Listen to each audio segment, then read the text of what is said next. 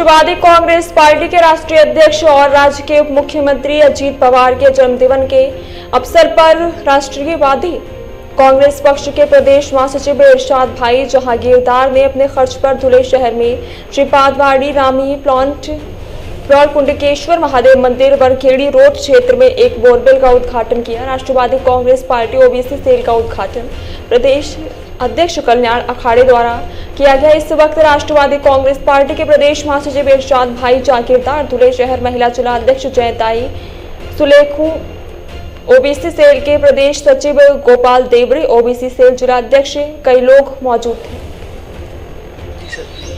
आज श्रीपादवाड़ी कुंडकेश्वर महादेव मंदिर व बाल संस्कार केंद्राच्या समितीच्या वतीने जे मंदिर बांधण्यात आलेलं आहे त्या मंदिरासाठी श्री कल्याण काका आखाडे,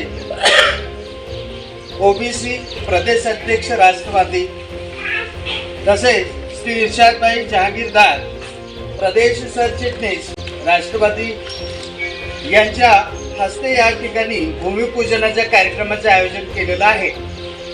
ही बोरवेल यांच्या आशीर्वादाने या मंदिराच्या आणि मंदिर प्रांगणाच्या परिसरात असलेल्या सर्व भाविकांना, नागरिकांना आपल्याला मिळालेली आहे।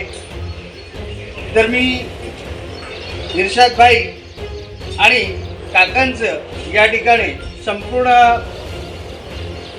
समिती, मंदिर समिती एवं या भागामध्ये राहणारे सर्व नागरिकांतर्फे मनपूर्वक धन्यवाद देऊ इच्छितो की त्यांनी यापुढेही आमच्यावरती असेच आशीर्वाद ठेवावेत आणि वेळोवेळी आमच्या नेहमी तसं त्यांनी सांगितलं आहे की तुम्हाला जेही लागलं, जेव्हाही मदत लागली त्यासाठी आम्ही तुमच्यासोबत असूच।